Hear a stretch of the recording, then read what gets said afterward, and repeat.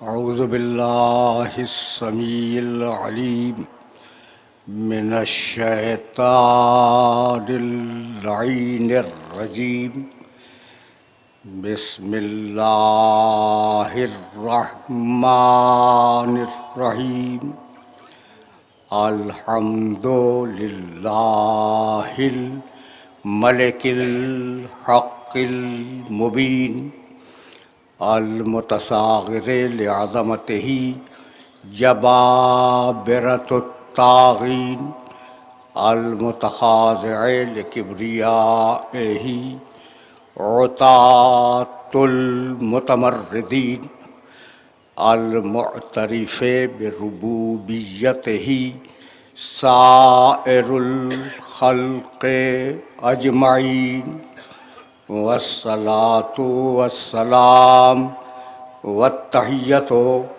والاکرام علی اشرف النبیین وخاتم المرسلین سیدنا و مولانا ابی القاسم محمد و اہل بیتہ الطیبین الطاہرین المعصومین المظلومین اما بعد فقد قال اللہ فی محکم کتابہ المبین بسم اللہ الرحمن الرحیم اقم الصلاۃ لدلوک الشمس الی غسق اللیل وقرآن الفجر انا قرآن الفجر کان مشہودا ومن اللیل فتہجد بہ نافلۃ لک صلوات۔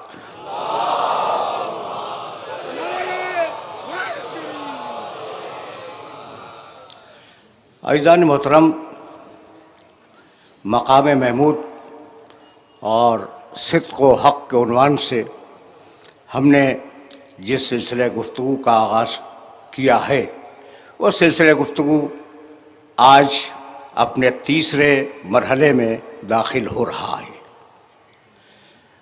یہ دو آیات جن کی تلاوت کا شرف میں روزانہ حاصل کر رہا ہوں، ان کا ترجمہ یہ ہے کہ نماز قائم کرو سورج کے زوال سے لے کر رات کے اندھیرے تک، اور نماز قائم کرو صبح کے وقت، اور حبیب رات کے اندھیرے میں تم اللہ کی بارگاہ میں قرآن پڑھتے رہو۔ عسیٰ ان یبعثک ربک مقاما محمودا، انشاءاللہ تم ایک دن مقام محمود پر فائز ہو جاؤ گے۔ یبعثک بعث، ہم تمہیں مقام محمود پر پہنچا دیں گے۔ مقام محمود سے ہم بہت آہستہ آہستہ قریب ہو گئے ہیں، لیکن جب تک بیست سمجھ میں نہ آئے، عسیٰ ان یبعثک، جب تک بیست سمجھ میں نہ آئے اس وقت تک مقام محمود کا سمجھ میں آنا ممکن نہیں ہے۔ بھائی ایک تمہیدی گفتگو ہے، اور میں چاہوں گا کہ میرے سارے سننے والے اس تمہید کی طرف پوری طرح متوجہ رہیں۔ قدیم زمانوں سے، پرانے زمانوں سے فلسفے نے انسانی زندگی کے بارے میں ایک اصول دیا۔ اب اس فلسفہ ایک بڑی مشکل چیز ہوتی ہے، اس فلسفے کو اتنا آسان کروں گا کہ بچہ بھی سمجھ لے۔ انسان کی زندگی میں فلاح و صلاح کے لیے سب سے پہلی سیڑھی یہ ہے کہ انسان اپنے آپ کو ٹھیک کرے۔ پہلا،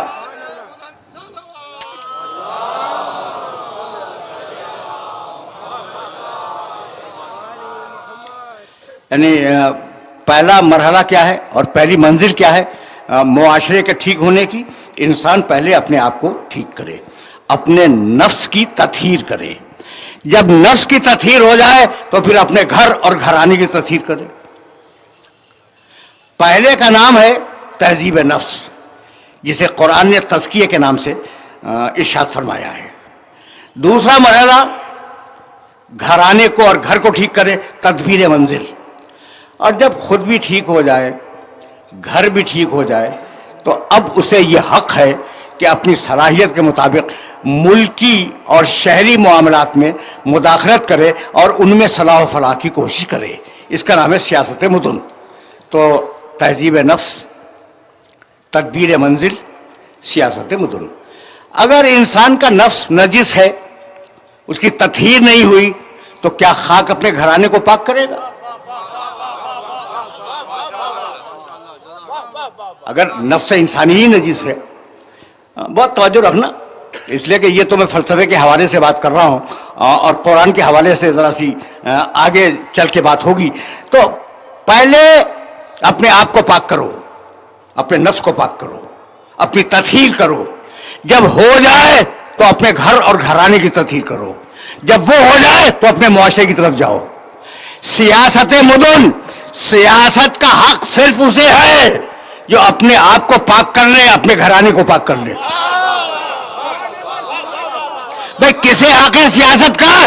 جو خود پاک ہو. اب یہ نجس لوگ کیا خاک سیاست کریں گے اسلام میں؟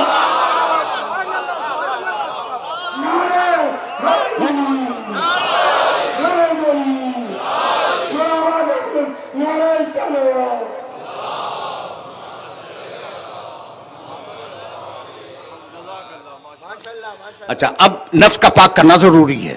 اب گفتگو یہاں سے ذرا سی آگے بڑھ جائے گی. تمہارے پاس ایک شخص ہے جس کا نفس برا ہے. اب تم سے پوچھ رہا ہوں، کامن سینس کی بات ہے. ایک برے نفس کا آدمی ہے. اچھا، برا نفس سمجھتے ہو تم، اور ایک آدمی اچھے نفس کا ہے. تو نظام کس کے حوالے کرو گے؟ برے نفس والے کے حوالے کرو گے یا اچھے نفس والوں کے حوالے کرو گے؟ اس میں نہ کوئی حدیث ہے، نہ کوئی قرآن ہے، نہ کوئی منطق ہے، نہ کوئی فلسفہ ہے. بھائی دو آدمی آپ کے سامنے ہیں اور ان دونوں میں سے ایک کا نفس برا ہے اور انہی میں سے ایک کا نفس اچھا ہے. تو فطرت انسانی کا مزاج یہ ہے کہ وہ اچھے نفس والے کو نظام دے دے، برے نفس والے کو ہٹا دے. بھائی یہی ہے نا. اچھا، اب ذرا سا اور آگے بڑھ جاؤ. دو ہیں، ایک اچھے نفس والا ہے، ایک بہت اچھے نفس والا ہے.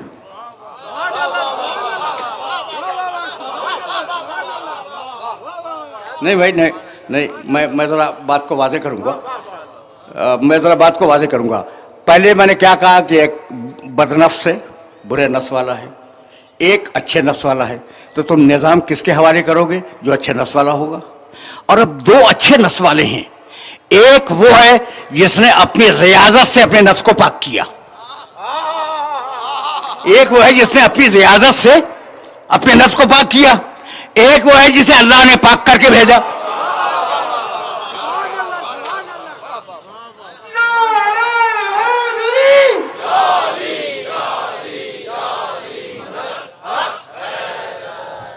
بھائی سوال ہے نا. دو انسان تمہارے سامنے ہیں.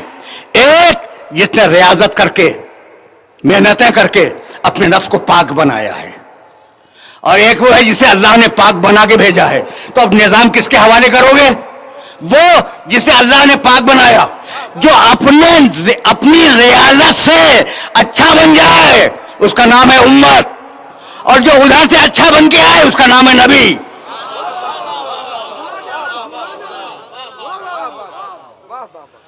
یہ مراحل آسانی سے حل ہو رہے ہیں نا. دیکھو بھائی، میرے دقیق مراحل کو میں نے آسان ترین لفظوں میں تمہارے سامنے بیان کیا، اور چونکہ موضوع کو آگے جانا ہے اس لیے یہ مجبوریاں تھیں. اب نہیں، میں لفظ بدل دوں تاکہ یہ جو نوجوان بیٹھے ہوئے ہیں ان کی خدمت پہ بھی ایک جملہ ہدیہ ہو جائے. میں نے کیا کہا؟ جس نے اپنے نفس کو اچھا بنا لیا وہ ہے امتی، اور جس کا نفس اچھا بن کے آیا ادھر سے وہ ہے نبی. اب میں لفظ بدل دوں، جو اپنے نفس کو اچھا بنائے وہ ہے متقی، اور جو ادھر سے اچھا آئے وہ ہے امام المتقین.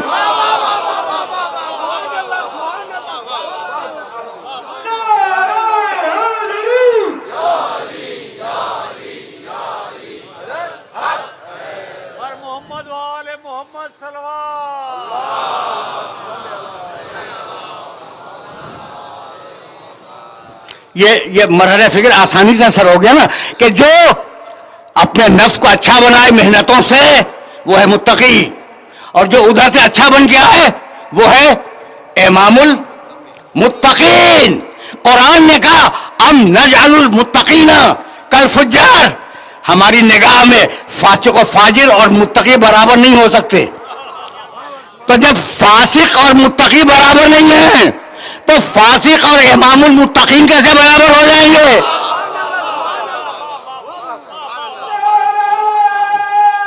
سمجھ رہے ہیں؟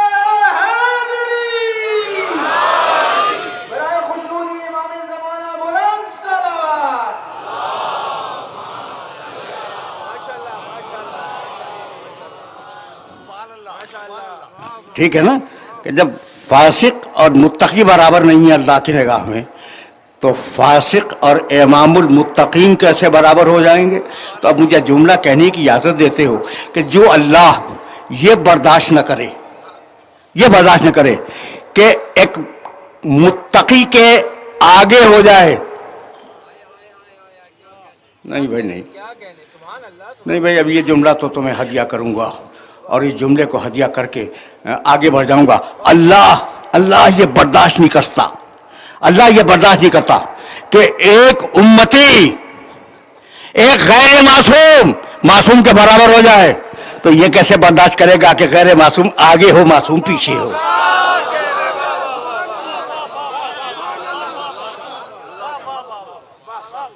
سمجھ رہے ہو نا بات کو؟ اب فکر یہیں سے آگے بڑھ رہی ہے۔ تو وہ مبعوث کیا جائے جو پہلے سے پاکیزہ نفس ہو، یہاں تک لانا تھا مجھے، اور اس تمہید کو اس سے زیادہ طویل نہیں کرنا، یہیں تک مجھے لانا تھا کہ وہ مبعوث کیا جائے۔ مبعوث کے معنی بھیجا جانا، اس لفظ کو بھی واضح کروں گا کسی دن کہ بعثت کے معنی کیا ہیں، اور قرآن نے مبعوث کے لفظ کو کس مفہوم میں استعمال کیا ہے۔ وہ آئے اس دنیا میں لوگوں کی ہدایت کے لیے جس کا نفس پہلے سے پاکیزہ ہو۔ بعثت کی کل 2 آیتیں پڑھوں گا، اور یہ دونوں آیتیں تمہیں ہدیہ کر رہا ہوں، خدا کی قسم کھا کے کہہ رہا ہوں کہ تمہارے سامنے یہ دونوں آیتیں نہ پڑھتا اگر تم صاحب فکر نہ ہوتے۔ تم صاحب فکر ہو نا، بات سمجھنے کے عادی ہو۔ مجلس حسین کی برکت ہے اور اس کا فیض ہے کہ مشکل سے مشکل مسائل بھی حل ہو جاتے ہیں نا۔ تو اب سنو کہ میں کہنا کیا چاہ رہا ہوں۔ 2 آیتیں بعثت کی قرآن مجید سے، ایک آیت سورہ جمعہ کی، اور سب کے ذہن کے اندر پہلے سے محفوظ ہوگی۔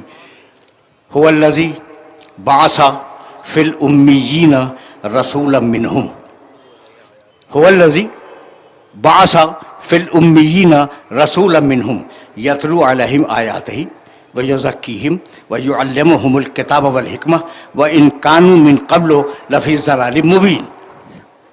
اللہ وہ ہے جس نے امیین میں ایک رسول کو مبعوث کیا، اور رسول کا کام یہ ہے کہ یتلو علیہم آیات ہی، لوگوں کو آیات خدا کی تلاوت کر کے سنائے، وزکیہم، ان کے نفسوں کو پاک بنائے، ویعلمہم الکتاب، انہیں کتاب کی تعلیم دے، والحکمہ، اور انہیں حکمت کی تعلیم دے۔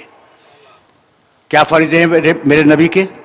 آیات کی تلاوت کرے، نفسوں کا تزکیہ کرے، کتاب کی تعلیم دے، حکمت کی تعلیم دے۔ وَإِن كَانُوا،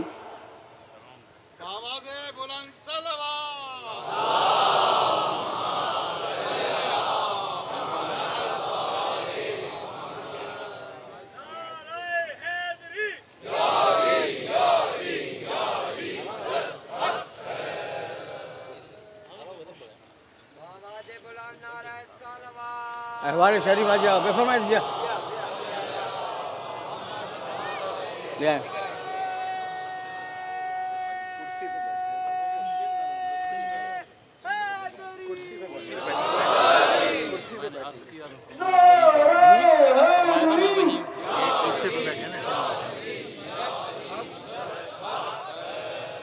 بڑائے حکمنامہ حضور حکمنامہ امام زمانہ کہ آیت اللہ عثمان علامہ طالب جوہری تاثر ظہور ہمیں یوں ہی علم و فیض سے، معرفت کے دریا سے سیراب کرتے رہے 3 دفعہ بلند ترین صلوات۔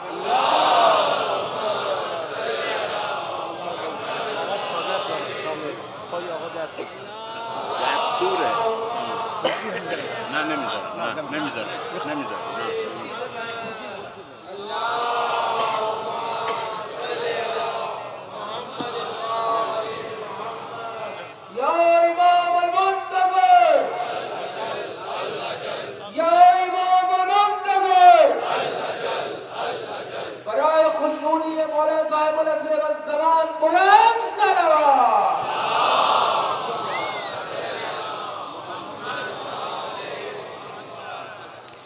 یہ حسن اتفاق ہے کہ ولی امر مسلمین اور رہبر معظم کے نمائندے حضرت حجت الاسلام والمسلمین سید ابو الفضل بہاؤالدینی اپنے رفقا کے ساتھ اس مجلس میں تشریف فرما ہیں.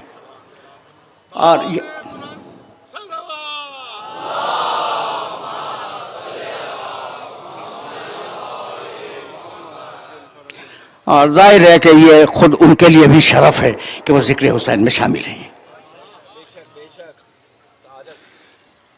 اچھا بھائی میرے دوستوں میرے ساتھیوں بتلا سکتے ہو میں کیا رہا تھا؟ آپ فرما رہے تھے کہ بھائی سبحان اللہ، ایسا مجمع ہو تو بھی پڑھنے کا لطف بھی آتا ہے. پوری آیت پڑھ دی. اچھا بھائی میں نے اب وعدہ کیا نا آپ سے،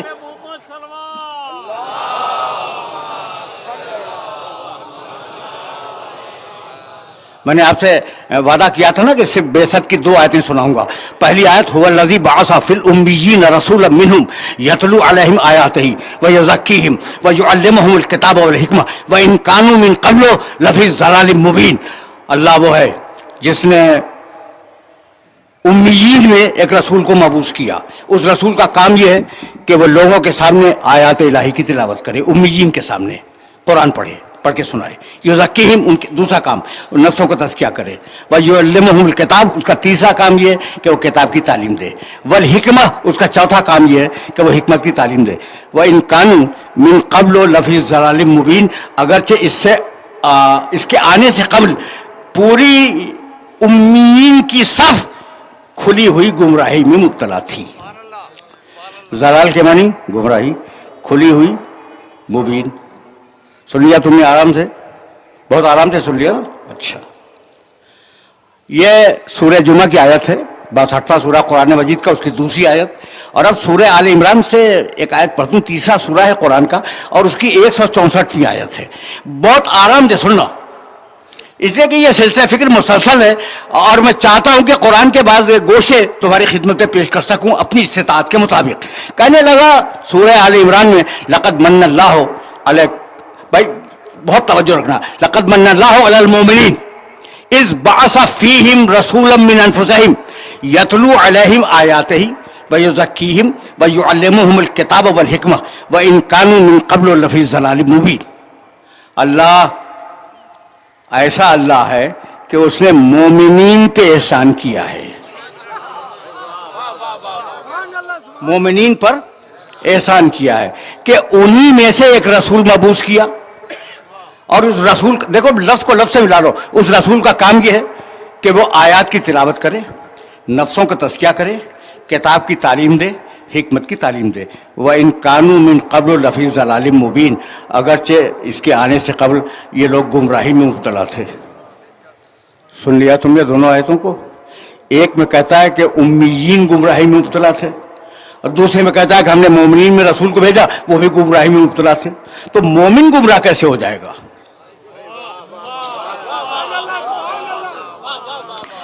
بھائی اب اتنی بات تو طے ہو گئی کہ اللہ نے، یعنی یہ بعثت کی 2 جہتیں ہیں، یہ نہیں کہ 2 مرتبہ مبعوث ہوا.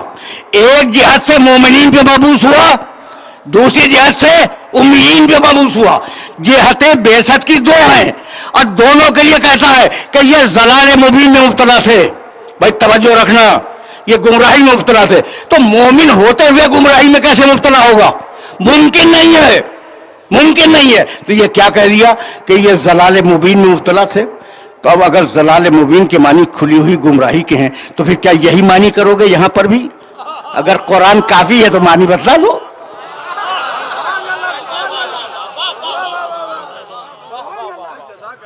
اگر قرآن کافی ہے تو اس کے معنی بتلا دو.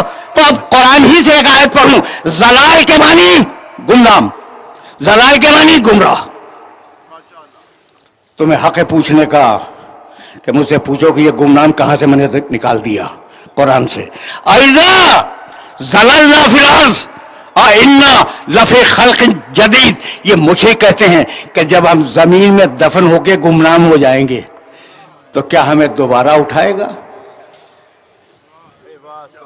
جب ہم زمین میں دفن ہو کے گمنام ہو جائیں گے تو کیا اللہ ہمیں دوبارہ जमीन से उठाएगा, गुमनाम होना जलाल, गुमराह होना जलाल। सुन लिया तुमने, जलाल के दो मानी हो गए, एक गुमनाम होना, एक गुमराह होना। तो जो उम्मीन गुमराह थे, मोमिनीन गुमनाम थे।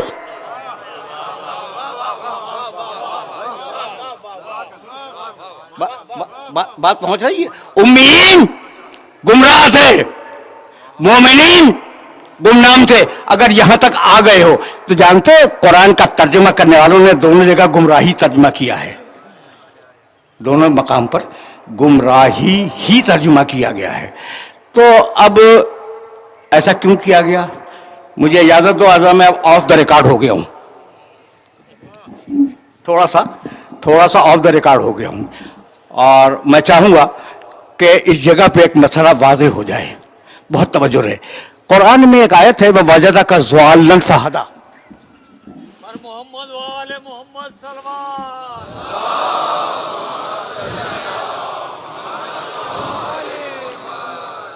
वह वजदा का, देखो ज़वाल के मानी गुमराह, जलाल के मानी गुमराही। कुरान में पैगंबर अकरम को अल्लाह ने मुखातब करके कहा वह वजदा का ज़वालन फहदा। तर्जुमा जानते हो क्या किया हमारे बुजुर्गों ने?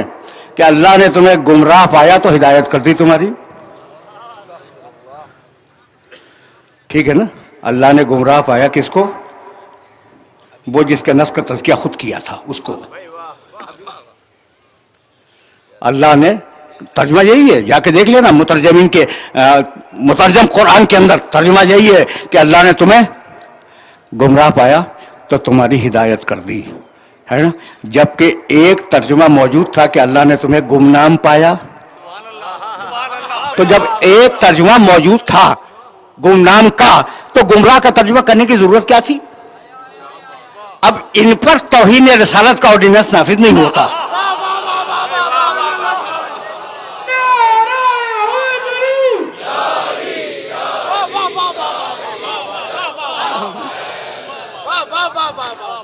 इन पर तो अब तर्जुमा क्या करूंगा मैं? वजदा का ज़वालन फहदा, हबीब हमने तुझे गुमनाम पाया, फहदा तो पूरी खिलकत की हिदायत की तेरी तरफ। अब तुम्हारे नाम के बगैर ना अजान होती है ना नमाज होती है। मोहम्मद वाले मोहम्मद सलमान,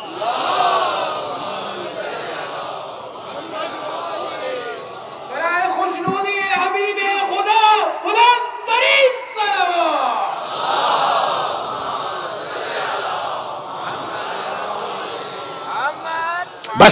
बस मेरे अजीजों, अब इसी मकाम से बात आगे बढ़ जाए। टेक्निकल मसाइल में उलझाना नहीं चाह रहा हूं मैं। हुवल्लज़ी बासा फिल उम्मीयीन रसूलन मिनहुम, खिदमत शुमा हजरत आवा, तर्जुमा सुनो भाई, और कभी कभी ऐसे भी सुन लिया करो। हुवल्लज़ी बासा फिल उम्मीयीन रसूलन मिनहुम, अल्लाह वो है जिसने ऐसा रसूल भेजा। मैं पूरी जिम्मेदारी से तर्जुमा कर रहा हूं। हुवल्लज़ी, अल्लाह वो है जिसने ऐसा रसूल भेजा। ये तारुफ किसका है? अल्लाह वो है जिसने ऐसा रसूल भेजा। रसूल पहले से पहचाना हुआ है, अल्लाह अपना तारुफ करा रहा है रसूल के जरिए। अब इसे जरा और आसान कर दूं भाई, इससे पहले की आयत पढ़ दो, बिस्मिल्लाहिर्रहमानिर्रहीम, युसब्बिहु लिल्लाहि मा फिस समावाति व मा फिल अर्दिल मलिकिल कुद्दूसिल अजीजिल हकीम, हुवल्लज़ी बाअसा फिल उम्मिय्यीन रसूलन मिनहुम। अल्लाह मलिक है, कुद्दूस है, अजीज है, हकीम है, और अल्लाह वही है जिसने ऐसा रसूल भेजा। तो ये तारुफ रसूल का नहीं है, अल्लाह का है रसूल के जरिए से। तो अगर छोटा इस काबिल हो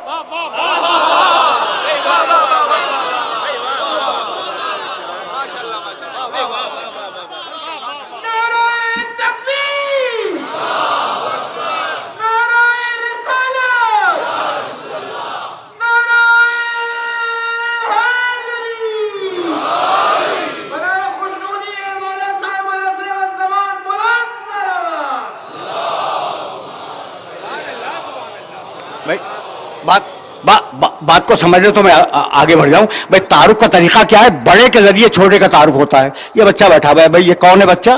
कहा कि फलां का बेटा है। اب یہ نہیں ہوتا کہ یہ صاحب فلاں کے باپ ہیں، فقط اس صورت میں ہوتا ہے جب بیٹا لائق فخر ہو جائے، جب چھوٹا لائق فخر ہو جائے. تو اب مجھے جملہ کہنے کی اجازت ہے کہ اگر کوئی لائق فخر ہو جائے تو اس کے ذریعے بڑے کا تعارف ہو سکتا ہے. اگر محمد اپنے اللہ کے لیے قابل فخر نہ ہوتے تو اللہ محمد کے ذریعے اپنا تعارف نہ کراتا، اور اگر محمد کی بیٹی محمد کے لیے لائق فخر نہ ہوتی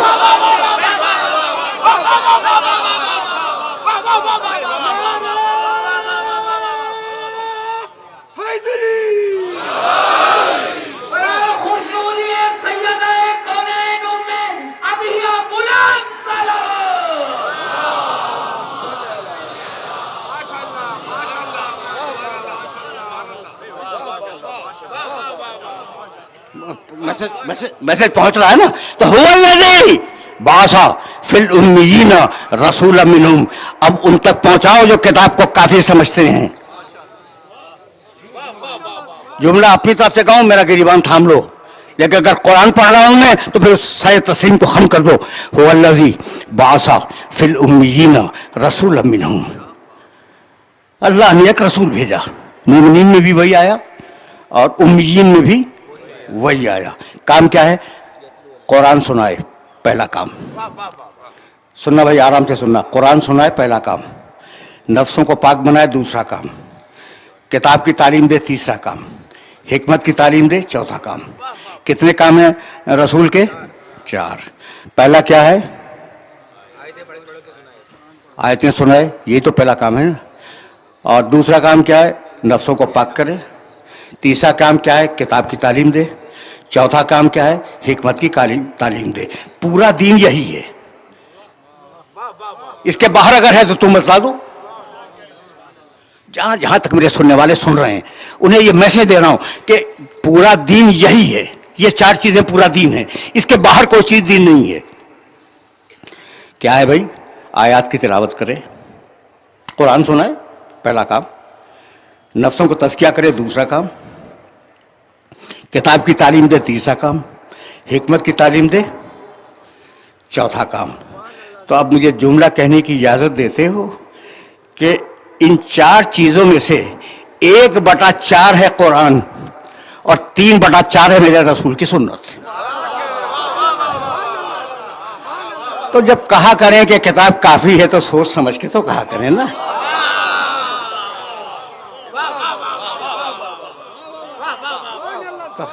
جب کہیں کہ کتاب کافی ہے تو پھر سوچ سمجھ کے کہیں. بھائی 3 حصہ دین کا رسول کے لیے ہے اور 1 حصہ قرآن کے لیے ہے.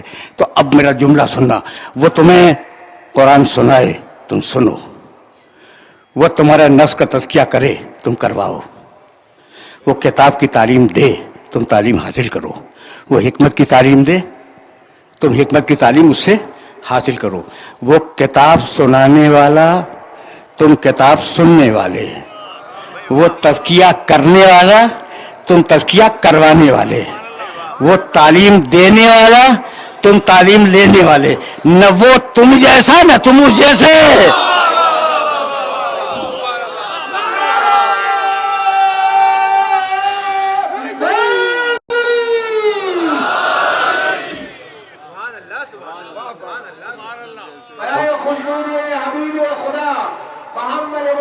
صلی اللہ علیہ وآلہ وسلم بلند ترین صلوات.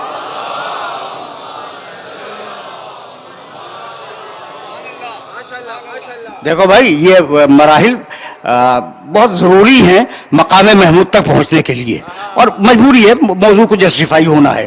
تو اب ایسے کے لیے کہا گیا کہ قل ان کنتم تحبون اللہ فاتبعونی فاتبعونی. عجیب جملہ ہے.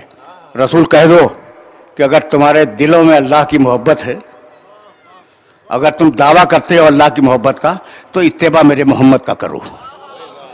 محبت اللہ سے، اتباع محمد کا. بہت بہت توجہ رہے.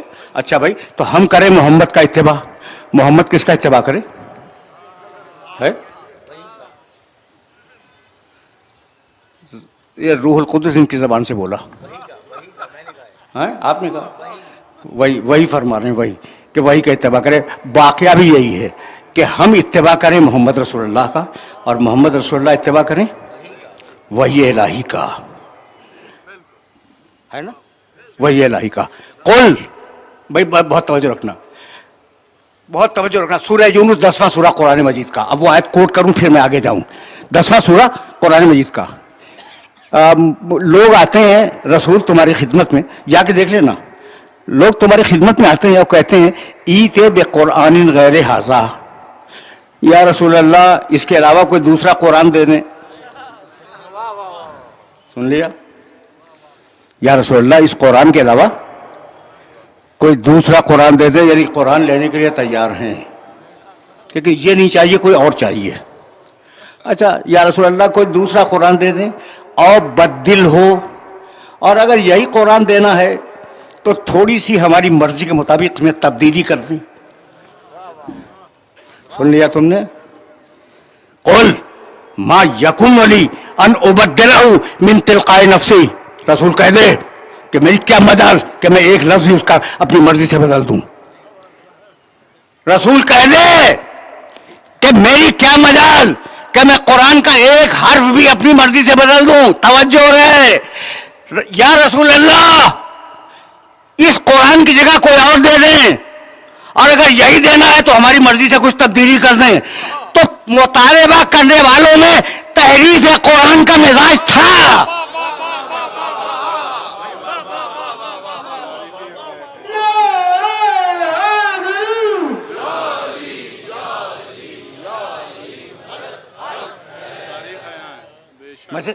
میسج پہنچ گیا میرے سننے والوں تک؟ نہیں بھائی نہیں. سنو, مطالبہ کرنے والے کہتے ہیں یا تو دوسرا قرآن دے دیجئے, جیسے کوئی 25 قرآن رکھے ہوئے, اور یا اگر یہی دینا ہے تو اس میں ہماری مرضی کے مطابق تھوڑی سی تحریف کر دیں.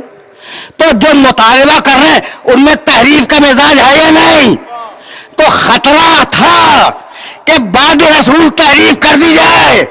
کہا قرآن کو اکیلا نہیں چھوڑوں گا جب تک آل محمد کو ساتھ نہ کر دو.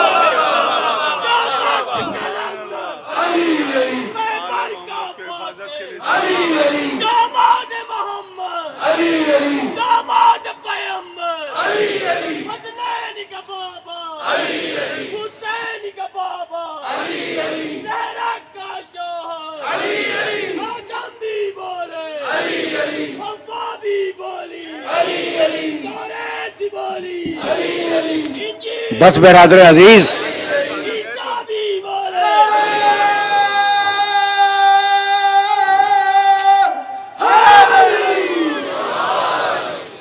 میاں سب بولتے رہیں گے, مجھے بھی تو بولنے دیں. یعنی کوئی تھوڑا سا مجھے بھی بول لینے دیں.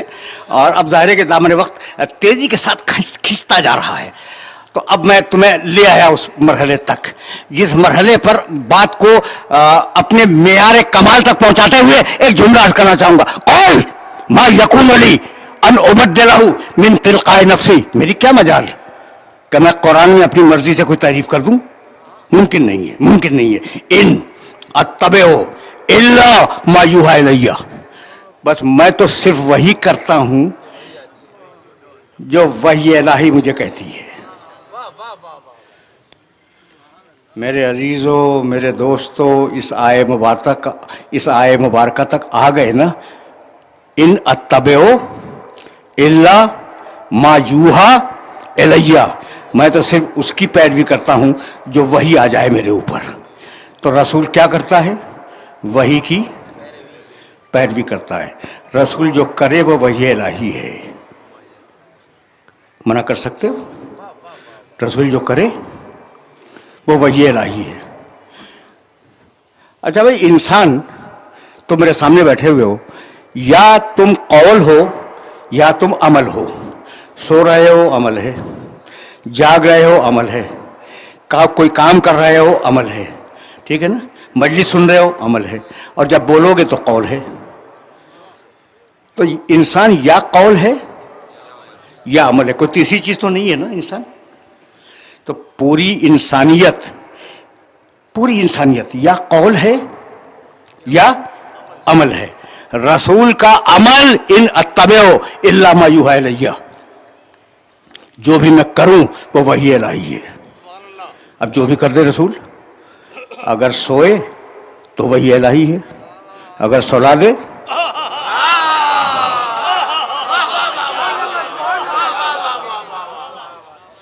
ٹھیک ہے نا بھائی، بہت بہت بہت سامنے کی بات ہے. اگر سوئے تو وحی الہی ہے، اگر سلا دے تو وحی الہی ہے، اگر جاگے تو وحی الہی ہے، اگر جگا دے تو وحی الہی ہے، اگر بیٹھے تو وحی الہی ہے، اگر بٹھا دے تو وحی الہی ہے، اگر اٹھے تو وحی الہی ہے، اگر اٹھا دے. اپنے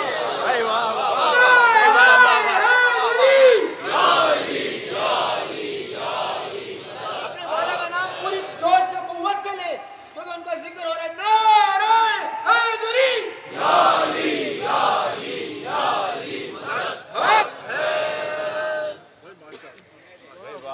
ہاں، اس مرحلے تک آئے کہ رسول جو کرے وہ وحی الہی ہے. اور اب ایک مرحلے کو اور حل کرتے چلیں اور پھر یہاں سے میں آگے بڑھ جاؤں کہ رسول جو کہے وہ وحی الہی ہے. دیکھو بھائی، کبھی کبھی حضرت حجت الاسلام والمسلمین بہت لائق علماء میں ہیں. آقا بہا الدینی، آقا ایک بات کہوں آپ سے، اردو میں اس لیے کہہ رہا ہوں کہ یہ حضرات جو ہیں وہ بات کو میری سمجھ لیں. ماں جو ہے وہ نافیہ بھی ہے، ماں موصولہ بھی ہے، ماں مصدریہ بھی ہے. ٹھیک ہے نا؟ اچھا، تو اب میں ایک اجتہاد کرنا چاہ رہا ہوں. میں کرنے تو کبھی کبھی تو مجھے فرصت ملتی ہے کوئی بات کرنے کی. علامہ آیت اللہ العظمیٰ طالب جوہری صاحب. بھائی میں بلند تر صلوات.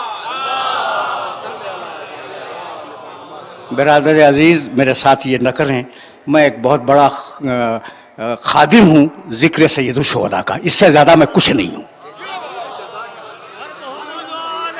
بس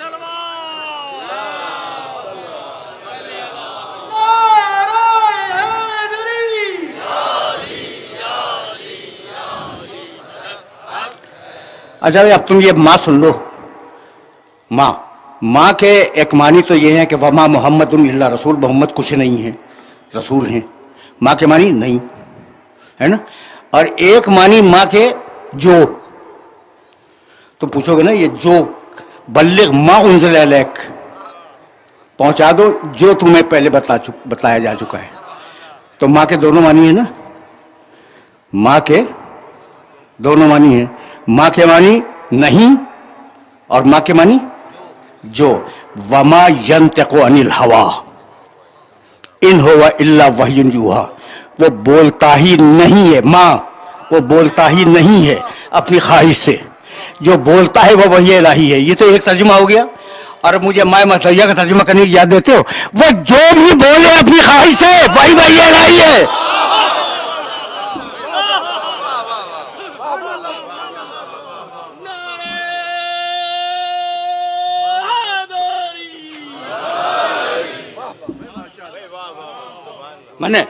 میں نے زحمت دی اور اب اس مرحلے فکر سے ذرا سا آگے جانا چاہ رہا ہوں میں، اور اگر پہنچ گیا تو میری آج کی محنت سوارت ہے.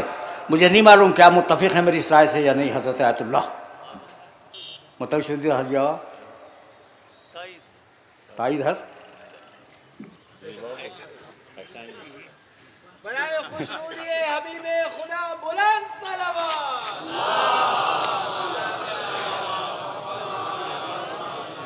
اور ظاہر ہے کہ جب دونوں معنی ہیں تو مجھے حق دو کہ میں ایک معنی اور کروں. ٹھیک ہے نا؟ ایک معنی پہلے سے آ رہے تھے، ایک معنی میں نے کر دیے. تو اچھا، جو بولے وہ وحی الہی، یعنی جو بولا ہے رسول وہ خود نہیں بولا، وحی الہی بولی. اور جو کیا ہے رسول نے وہ رسول نے نہیں کیا، وحی الہی نے کیا. بھائی یہی ہے نا. اب اس سے تو آگے میں کوئی بات کہہ بھی نہیں سکتا. جو کرے میرا نبی وہ وحی الہی ہے، جو کہے میرا نبی وہ وحی الہی ہے. یہ کرنا اور کہنا ایک جگہ جمع ہو گئے.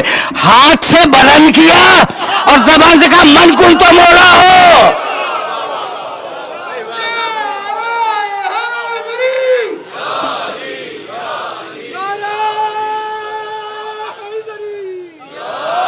آخر تک بیٹھے میں انسان نعرہ لگائے گا، مومن آخر تک بیٹھا ہوا. نعرہ حیدری.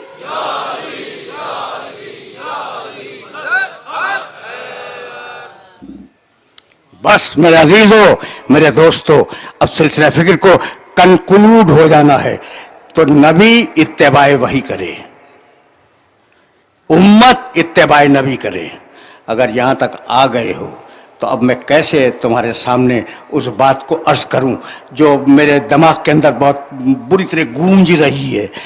عجیب بات یہ ہے کہ کسی دن کسی بزرگ نے کہیں سے انہیں توریت کے کچھ تھوڑے سے ورق مل گئے اور آ کے رسول کی خدمت میں کچھ تھوڑا سا پڑھ دیا اس میں سے. اب نگاہ تو ہے ورق کے اوپر، رسول کے چہرے پہ تو نگاہ نہیں ہے نا، ورق پہ پڑھ رہے ہیں. کوئی دوسرے بزرگ آئے اور انہوں نے دیکھا کہ پیغمبر اکرم کا چہرہ متغیر ہے، روک دیا. کیا کر رہے ہو؟ رسول کا چہرہ متغیر ہے. گھبرا کے بند کر دیا. اس وقت جلال کے عالم میں میرے نبی نے ارشاد فرمایا لو کان موسیٰ حیا لما وسعہ الا اتباعی. آج اگر موسیٰ زندہ ہوتے تو میری امت میں ہوتے.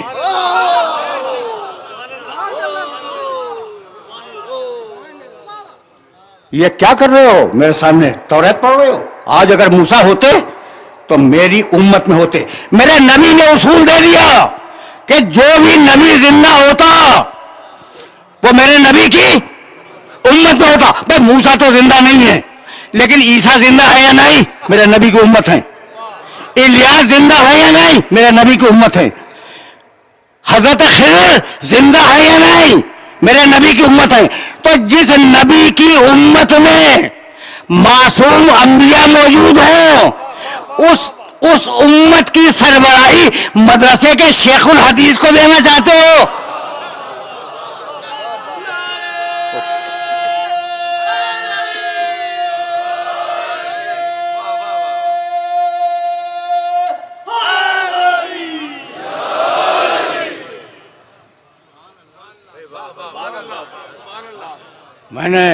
میں نے اپنے محترم سننے والوں کو زحمت دی اور اب اتباع محمد.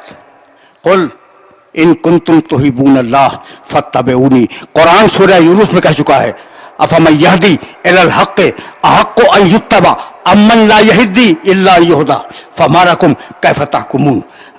اگر زمانے نے فرصت دی تو کل میں عرض کروں گا اس آیت مبارکہ کا پورا ترجمہ. اتباع کے لیے اسے تلاش کرو جو حق کی ہدایت کرتا ہو. میرا نبی اتباع کا مکمل نمونہ ہے. اور اگر یہاں تک آ گئے ہو تو آخر کلام میں کچھ دو جملے سنو اور مجھے اجازت دے دو. میں نے بڑی زحمت دی آج اور اس سے زیادہ مفہومات کو سطح عمومی سے بلند نہیں کر سکتا تھا جتنا آج میں نے زحمت دی. تو میں بات کو روکنے جا رہا ہوں اور اگر روک سکا تو کہیں نہ کہیں کسی منزل تک پہنچا کے تمہیں چھوڑوں گا. وغفظ جناحک. اب اتباع، آیت اتباع یاد رکھو گے. ایک آیت ان اتبع الا ما یوحی الی، میں وحی الہی کی پیروی کرتا ہوں. ایک آیت. دوسری آیت قل ان کنتم تحبون اللہ فاتبعونی یحببکم اللہ. دیکھو تم اگر خدا کی محبت کا دعویٰ کرتے ہو میرا اتباع کرو. دو آیتیں ہو گئیں. افمن یہدی الی الحق احق ان یتبع، وہ جو حق کی ہدایت کر رہا ہے وہ مستحق ہے کہ اس کا اتباع کیا جائے. یہ تیسری آیت. اب یہ آیتیں تمہارے ذہن کے اندر محفوظ رہے گی نا. تو اب ایک آیت سنو جو بھی اتباع کرے میرے نبی کا وہ منزل کمال پہ ہے. اب آیت پڑھوں. وَغْفِظْ جَنَاحَكَ لِمَنِ اتَّبَعَكَ مِنَ الْمُؤْمِنِينَ. حبیب مومنین میں سے جو تمہارا مکمل اتباع کرے اس کے لیے اپنے کندھے کو جھکا دو. آیت پہنچ گئی. سورہ شعراء میں 26واں سورہ قرآن مجید کا. اور اب بات کو یہی روکنا چاہ رہا ہوں نا میں. وَغْفِظْ جناحک لمن اتبعک من المؤمنین. مومنین میں سے جو بھی تمہارا مکمل اتباع کرے. بہت توجہ رکھنا، یہ آیات اتباع ذہن کے اندر محفوظ ہوتی جائیں. بہت بہت توجہ رکھنا. نہیں بھائی نہیں، رکو. آغا اگر نہ بیٹھے ہوتے تو میں اپنا موضوع گفتگو تبدیل نہ کرتا. ایک آیت اور سنتے جاؤ اتباع کی. اگر قرآن کافی ہے تو پھر اس طریقے سے کافی ہے جس طریقے سے عرض کر رہا ہوں. سبحان اللہ سبحان اللہ. دامن آل محمد سے متمسک ہو کر. پر محمد و آل محمد صلوات.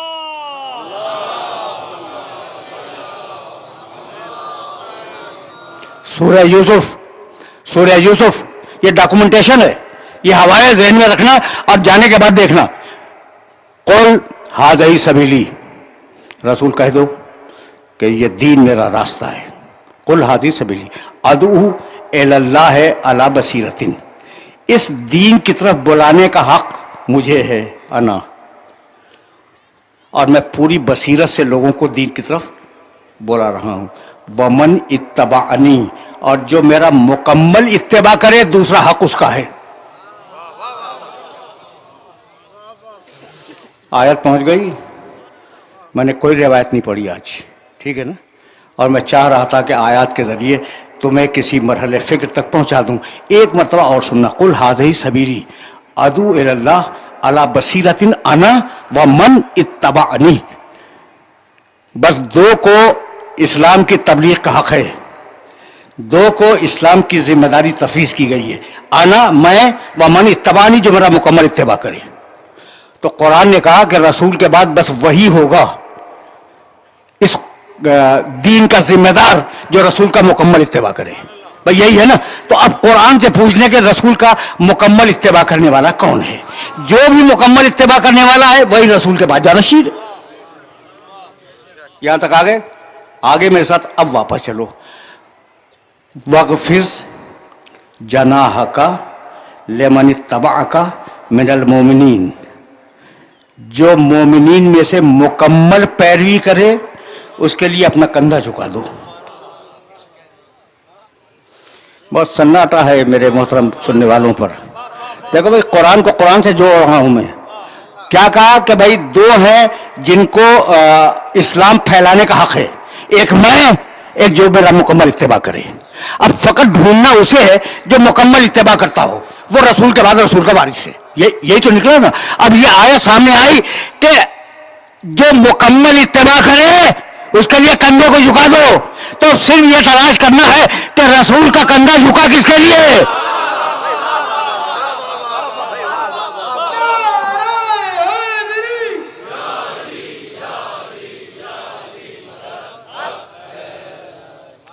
اب اتنا ہی تو تلاش کرنا ہے نا کہ رسول کا کندھا جھکا کس کے لیے. اب جس کے لیے رسول کا کندھا جھک جائے وہ رسول کا مکمل اتباع کرنے والا، اور جو مکمل اتباع کرنے والا وہ رسول کے بعد رسول کا جانشین. تو پوری تاریخ دیکھ ڈالو، رسول کا کندھا کوئی دو موقعوں پہ جھکا. یا فتح مکہ کے دن علی کے لیے جھکا، یا عید کے دن حسنین کے لیے جھکا.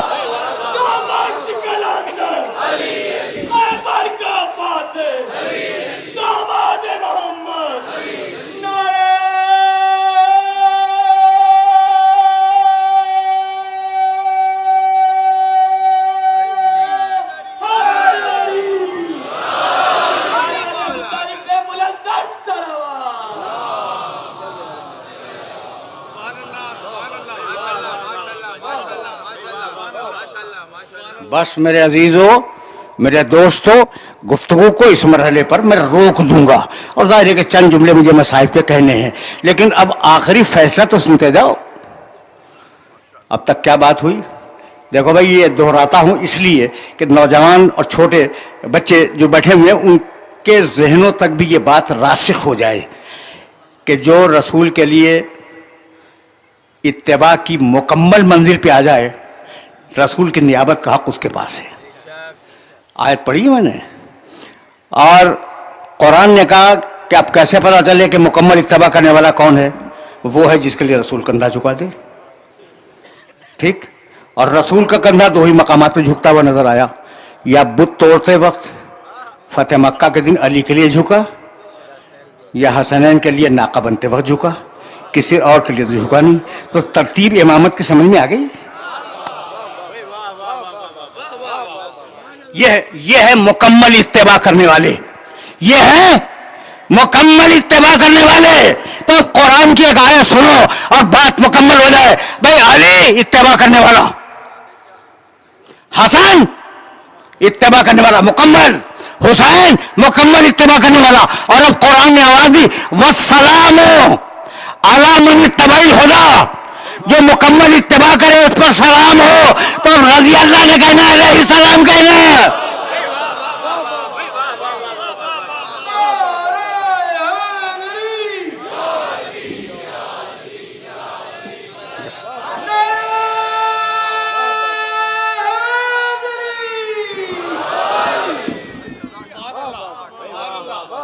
میرے دوستو میرے عزیزوں، سلسلہ گفتگو اختتام پذیر ہوا.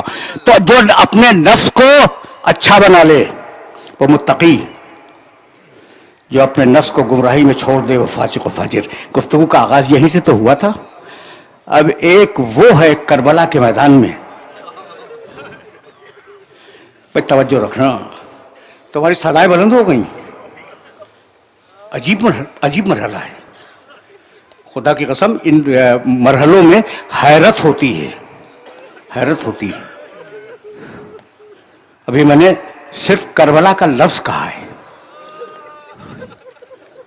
طویل مصائب نہیں. لیکن جب بات یہاں تک آئی ہے، جو سرکشی سے تقوی کی طرف جائے، توجہ رہے، وہ متقی. اور جو تقوی سے سرکشی کی طرف جائے وہ فاسق. یہی تو بات چلی تھی نا. یہ دونوں کردار عاشور کے دن کربلا کے میدان میں ہیں.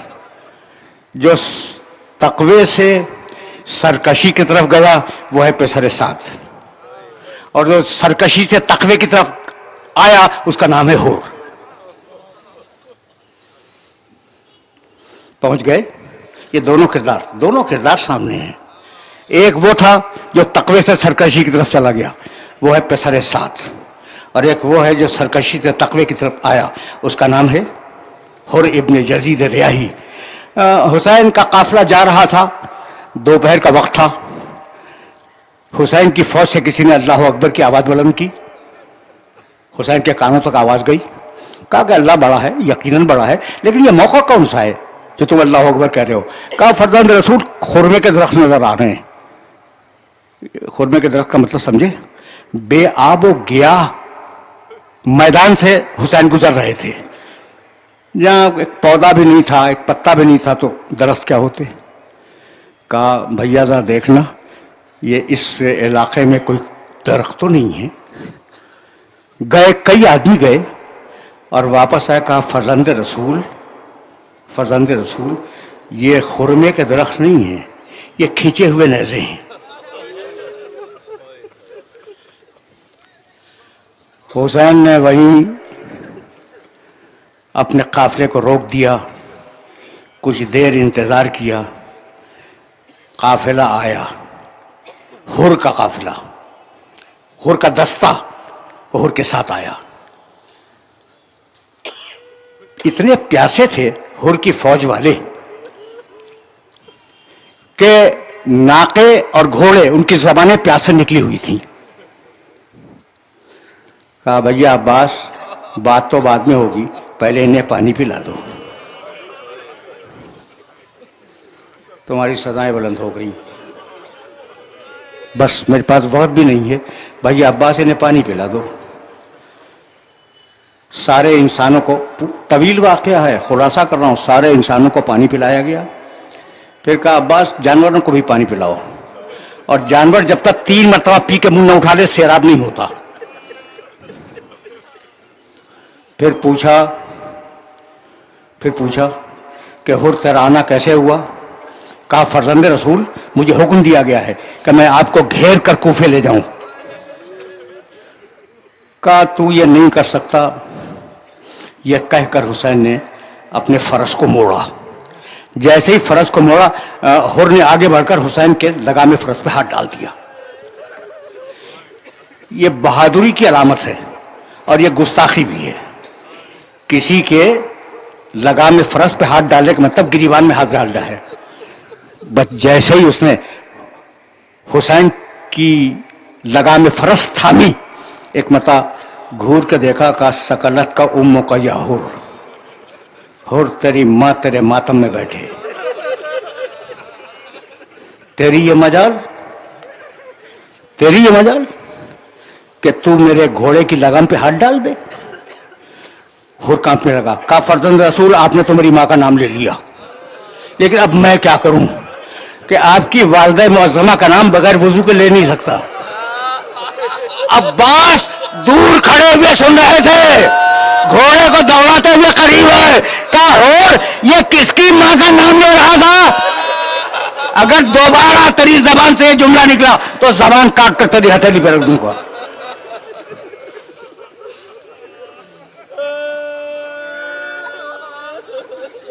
अजरकुम अल्लाह। बस मेरे अजीज़ों, मेरे दोस्तों, तुमने गिरिया किया, तकरीर इस मकाम पर रुक गई, लेकिन ये जुमला कहे बगैर तो मैं आगे नहीं बढ़ सकता। हुर के दिल को चोट तो लग चुकी थी, हुसैन पानी पिला चुके थे, चोट तो थी हुर के दिल पर।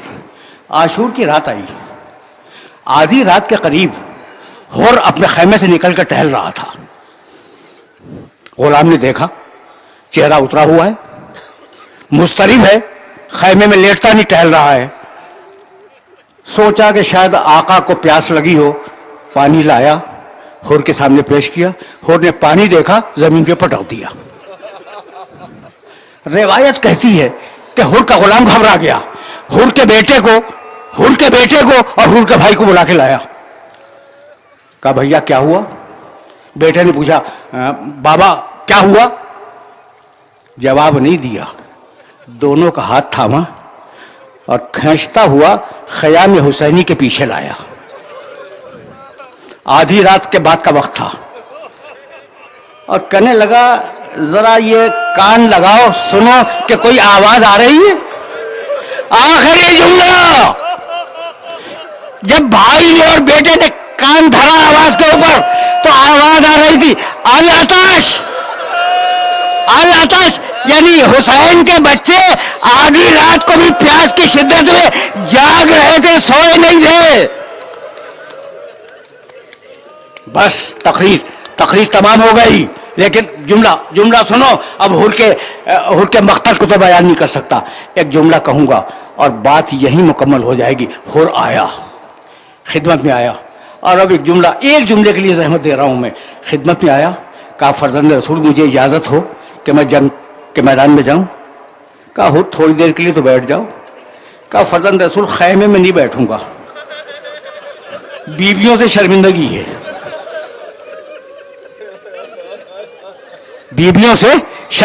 खैमे में नहीं बैठूंगा। पहले मेरे बेटे को इजाजत दीजिए, बाद में मुझे इजाजत दीजिए। हुसैन इब्ने अली ने हुर के बेटे को इजाजत दी। हुर का बेटा मैदान में गया, बहादुरी के जौहर दिखलाए, तलवारों पे तलवारें मारी और एक वक्त में गिरा, और गिरने के बाद उसने आवाज दी बाबा, मैं जमीन पे आ गया। हुर चला, घोड़े को दौड़ाता हुआ चला अपने बेटे के लाशे की तरफ। जब लाशा न मिला तो एक मतलब उसने आवाज दी बेटे, ये आखिरी जुमला मेरी तकरीर का, बेटे तू कहां है? आवाज दे के बतला। बेटे ने तो जवाब नहीं दिया, लेकिन हुसैन की आवाज आई हुर तेरे बेटे का लाशा यहां है। हुर दौड़ता हुआ पहुंचा, कहने लगा मौला आप आ गए? कहा हाँ मैं आ गया। हुर किसी बाप में यह हिम्मत नहीं है कि जवान बेटे के लाशे पे जाए। हाय हुसैन और हाय अली अकबर।